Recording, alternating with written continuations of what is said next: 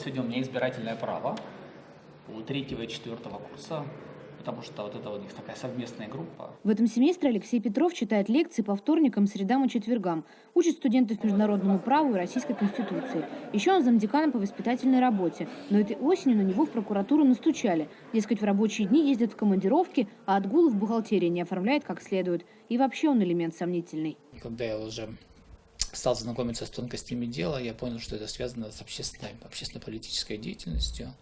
О том, что всегда есть люди, они были, к сожалению, в советское время и сейчас, которым что-то не нравится, и они таким образом показывают свою лояльность властям, что вот лучше написать, предупредить, наверное, такую, открыть охоту на ведьм, как принято называть. Алексей Петров – известный политолог, координатор движения «Голос Сибири», один из организаторов местного фонда «Открытая Россия Иркутск». Он часто ездит на конференции, работает и с иностранными фондами. Когда поездки пересекаются с лекциями, подменяется или переносит пары. Обычная практика для преподавателей вузов. Но автор доноса на Петрова так не думает.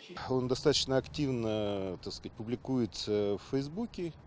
Вот, там хвастается, что на том-то мероприятии был, на другом мероприятии был, которое явно оплачивалось из-за рубежа. Вот. У меня, естественно, возник вопрос о том, ну хорошо, гранты ты получаешь, на них ведешь, так сказать, агитацию, а не использовал ли он в этот момент бюджетные средства? Насколько здесь все хорошо?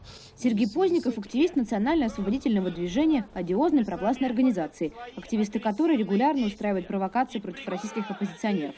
Позников лично Петрова не знает, но из либеральной прессы наслышан. Он уверен, политолог берет дважды, не оформляя отгул в университете, оставляя за собой российскую зарплату, в это время ездит получать иностранные гранты.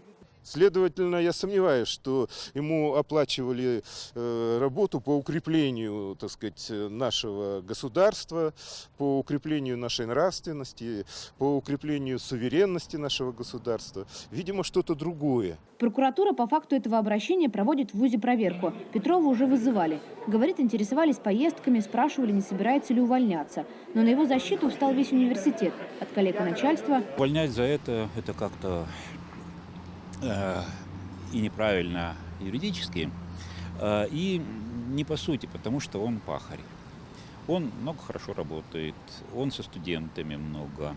Он, в конце концов, один из 2 кандидатов политических наук на весь город. А у нас отделение политологии, там и все прочее, статусный, да. Он профессионал, и он нужен факультету.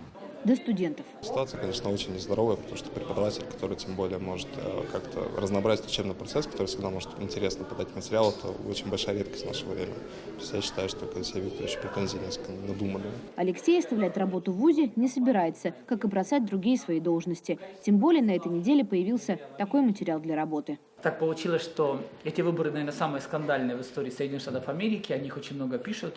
И я хочу тоже сегодня немножко вам рассказать, в том числе о том, чем эти выборы отличаются от российских выборов. Екатерина Пономарева для «Настоящего времени».